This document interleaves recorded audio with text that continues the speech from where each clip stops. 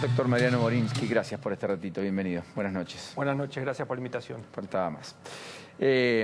¿Satisfecho con el discurso del presidente de la Corte? ¿O le faltó algo, le agregaría algo? Escuchamos atentamente, puedo extraer las siguientes conclusiones: transparencia, que los jueces muestren qué es lo que están haciendo, cómo lo están haciendo; igualdad, que lo haga en todos los casos por igual; eficiencia en la gestión judicial. Son algunos de los aspectos que ha mencionado el señor presidente de la Corte. Tal vez complementaría desde mi lugar del Código Penal los grandes temas que le preocupan a la sociedad: la inseguridad, el narcotráfico, los delitos de funcionarios públicos, la necesidad de que el dinero mal habido vuelva al Estado. Son preocupaciones sociales legítimas: seguridad y justicia. Ese aspecto me parece que es fundamental y complementario de esos aspectos internos en la gestión judicial. ¿Qué son los que están ahí? Exactamente. Código Penal aprobado por la Comisión, 540 artículos, 320 tiene el actual. Escuché atentamente algunas de las leyes, 5 leyes, comentó un legislador, son 900 las leyes que desde 1921 a la fecha han ido poniendo parches al Código Penal. ¿Cuántas leyes le pusimos como parches? 900 parches. El nuevo Código Penal sistematiza... En menos de 100 años, con lo cual hicimos poco más de 9 leyes por año promedio. Y una problemática genera eso, la falta de sistematicidad, porque cada parche va tomando como grave lo que coyunturalmente pasa en ese momento en la sociedad. Al sistematizar, al tener todo sobre la mesa, podemos lograr un equilibrio, por ejemplo, en el aspecto punitivo, por ejemplo, en ver cómo nos modernizamos, es decir, sistematizar e incorporar los grandes problemas, los grandes valores, porque el Código Penal debe ser un espejo de esos valores de la sociedad. Doctor, usted recién mencionaba el tema de que lo robado vuelva al Estado. Hay mucha preocupación en la sociedad en general sobre las causas de corrupción, de que justamente esa plata vuelva. ¿Qué es lo que se va a modificar o qué se incorpora en este nuevo Código Penal? El nuevo Código Penal, en el artículo 23, prevé que sin la necesidad de esperar a una condena judicial, con todo el tiempo que ello implica, y para determinados delitos, no para todos, para delitos graves, narcotráfico, trata de personas, terrorismo, delitos de funcionarios públicos, bajo determinadas condiciones, cuando se admita la procedencia ilícita de los bienes, que no es necesario esperar a una condena judicial, cuando exista peligro de prescripción de la acción penal, cuando exista el fallecimiento de alguna persona imputada en una causa, es decir, bajo determinadas condiciones, por determinados delitos graves, el Estado puede recuperar ese dinero mal habido sin la necesidad de esperar a una condena judicial. Me gustaría que nos explique un poco el tema del grooming, porque es un delito casi nuevo, si se quiere, que afecta mucho a los chicos. ¿Cómo va a ser la incorporación en el Código? El Código Penal actualmente tiene hasta el título 13, se incorporan hasta el título 25, cada título igual a un bien jurídico protegido, a un valor de la sociedad.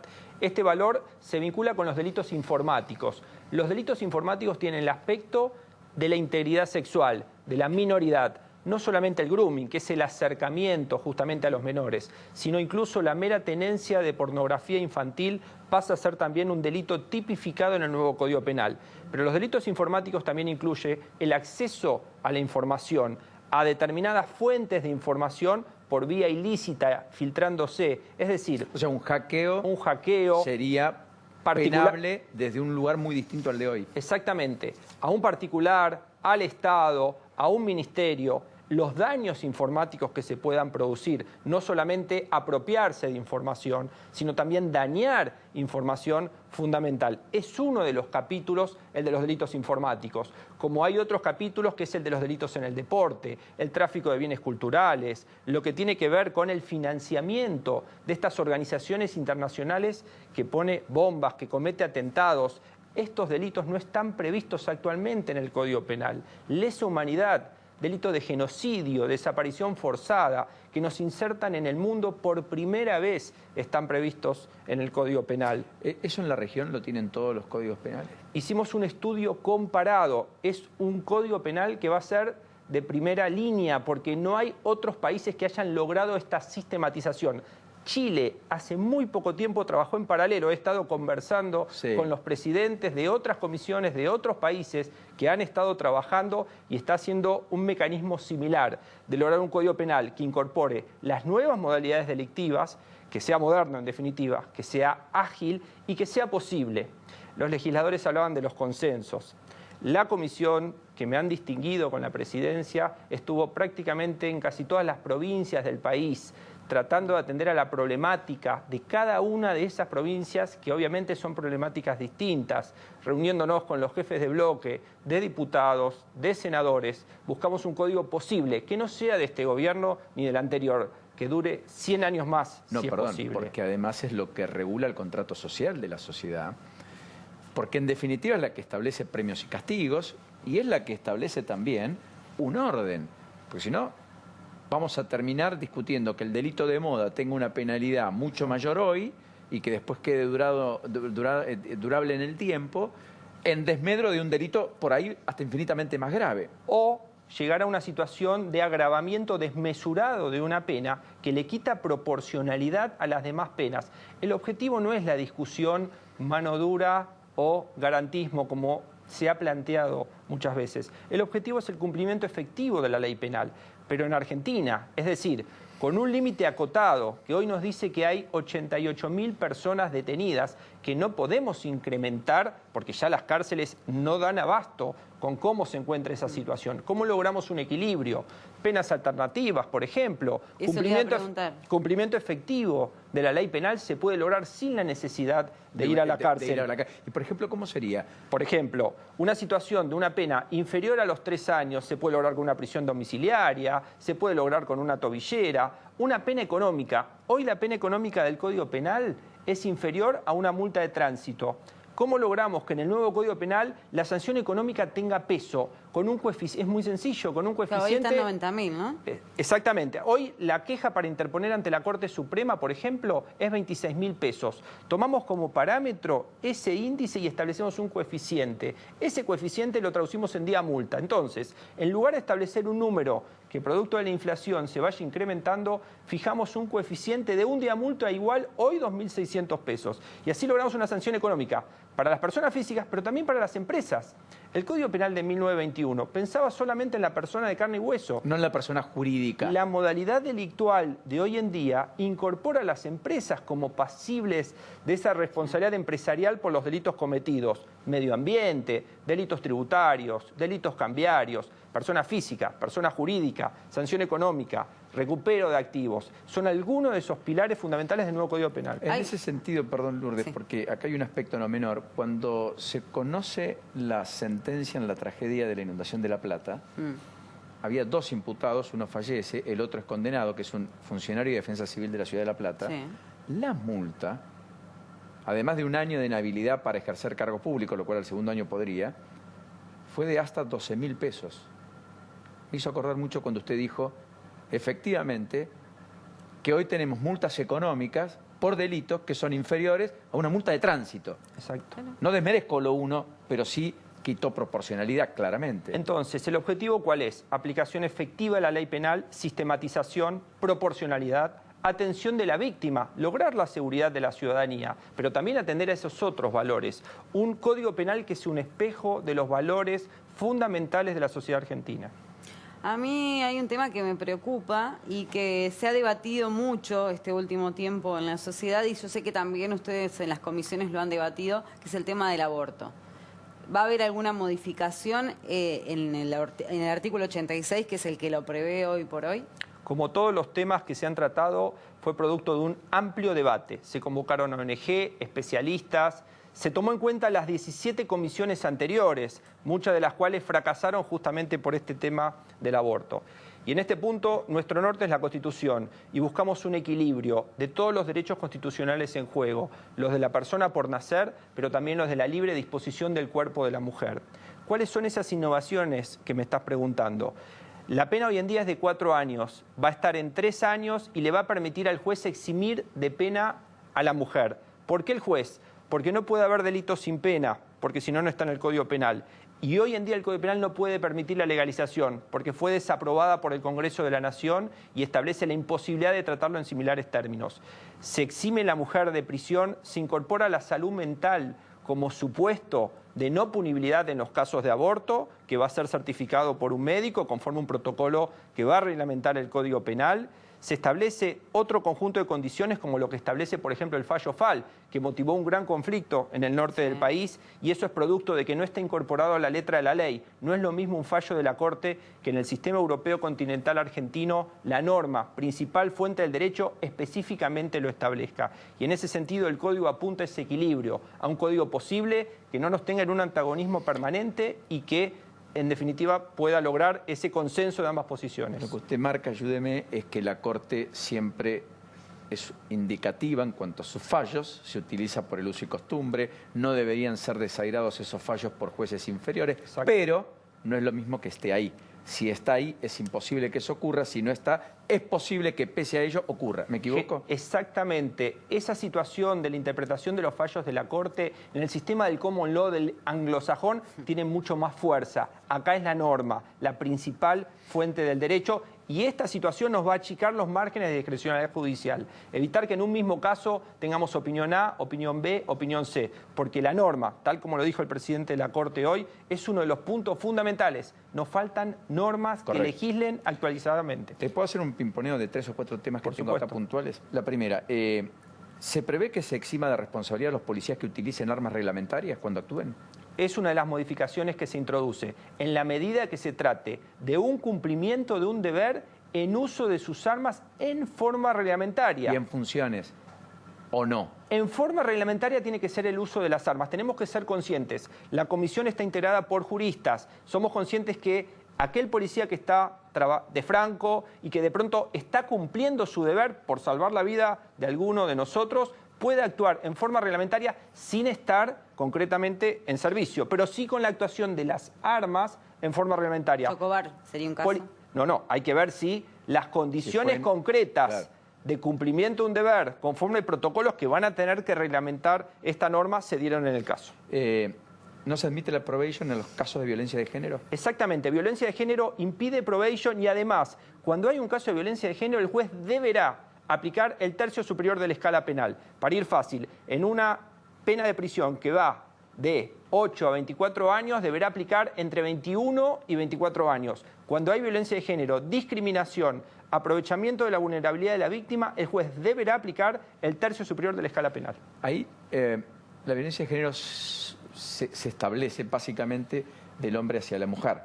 La pregunta es, ¿también se establece eventualmente de un hombre hacia otro hombre en virtud de las nuevas relaciones, de una mujer hacia otra mujer o de una mujer hacia un hombre? Estamos hablando de todas aquellas situaciones modernas que innovan y que incorporan las convenciones internacionales de las cuales estás haciendo mención. Vale decir, un criterio amplio que toma los parámetros de la Organización Mundial de la Salud ni desigual. Para generar el principio de igualdad. Es uno de los pilares de nuestro Código Penal. La reincidencia no puede tener libertad condicional. Se termina esta lógica de que una persona cometió un delito, 2 delitos, 3 delitos y finalmente puede acceder en el cuarto a una libertad condicional cuando es penado. No. Exactamente tal como lo estás afirmando. La reincidencia es constitucional, ya lo dijo la Corte. Lo que la Corte dijo lo incorporamos al Código Penal. Si esa persona es reincidente debe cumplir íntegramente la pena sin derecho a esa libertad condicional. Como otros fallos que la Corte ha validado y que también se incorporan al Código Penal. Dijimos FAL, arriba la tenencia para consumo personal, reincidencia en el caso Arévalo. Toda la jurisprudencia consolidada de la Corte Suprema al Código Penal. En el caso de corrupción, ¿duplica las penas actuales? Aumentan las escalas penales con penas de cumplimiento efectivo a partir de los 4 años de prisión, con la incorporación que en el delito de enriquecimiento ilícito van a estar todas aquellas personas obligadas por la Ley de Ética Pública a presentar declaraciones juradas, como los titulares de las obras sociales. Son algunos de los aspectos que se incorporan en la tipificación de estos delitos. O sea, titular de una obra social, no dirigente gremial. Titular de una obra social que por la Ley de Ética Pública debe presentar declaraciones juradas puede ser pasible del delito de enriquecimiento ilícito en el nuevo Código Penal argentino. Y eso lleva que además la pena mínima de 4 años de prisión. Con lo cual no es excarcelable en ningún caso. En Comete ningún un caso. desfalco, administra de manera impropia lo público, termina preso. Exactamente, 4 años de prisión se agravan para el cohecho, para el tráfico de influencias, las figuras del señor presidente, del vicepresidente, jefe de gabinete, ministros, senadores, diputados, de todos los niveles, nacional, provincial y municipal, son figuras agravadas con 4 años de prisión en el nuevo Código Penal. O sea que mínimo. Vudú podría, como vicepresidente, haber tenido una pena mayor a los 5 años y 9 meses con el cual fue condenado. Vicepresidente, ministro, jefe de gabinete, legisladores. Por cohecho, eso voy en el caso Chicone, ¿no? Ahora, usted, yendo a estos temas, ¿usted cree que hoy por hoy muchos tribunales están dictando condenas con prisión efectiva al momento de la condena? Por ejemplo, el tema de Vudú, el caso Vudú. Yo sé que usted trató el tema, así que por ahí no incluso va a tenemos querer hablar que, mucho, pero... Tenemos que analizar la sentencia definitiva con una audiencia sobre el caso final. Pero sacando Vudú, hay muchos tribunales orales que hoy están condenando con prisión efectiva. ¿Usted considera que eso está bien o que hay que esperar a la sentencia firme? Es uno de los aspectos que genera controversia por falta de pautas claras hoy en día y que da lugar a distintas interpretaciones, como bien lo está señalando. Es una cuestión que está en el nuevo Código Procesal Penal de la Nación. El Código Penal define los delitos y las penas. El Código Procesal, el modo de cumplimiento de la ley penal. El Código Procesal es el que establece estas pautas de cumplimiento efectivo con la condena superior a los 3 años. Sucede que el Código Procesal está empezando a aplicarse en el norte del país y todavía no ha llegado porque es progresivo para que se aplique en todo el país.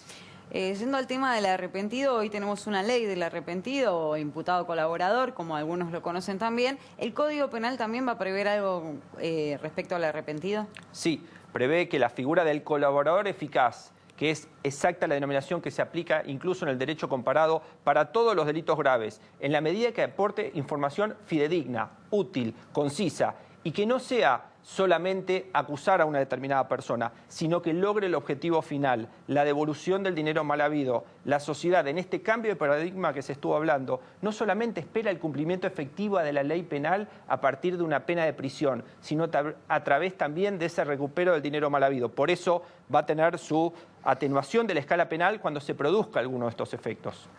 Financiamiento de partidos políticos. Una empresa aporta. ¿La condena es de prisión efectiva ahora? Mejor dicho, o una persona aporta y no tiene justificativo para hacerlo. Tenemos muchas investigaciones respecto a las campañas que ya pasaron. Si se aprobase el nuevo código, ¿esas investigaciones podrían recaer con penas más duras a los imputados eventualmente? Vamos por partes. Si hablamos de una situación más gravosa en una legislación de un hecho cometido con anterioridad, se aplica el principio general de la ley penal más benigna. Está claro. Estamos hablando de hechos hacia adelante. Es una cuestión que está legislada en el Código Electoral.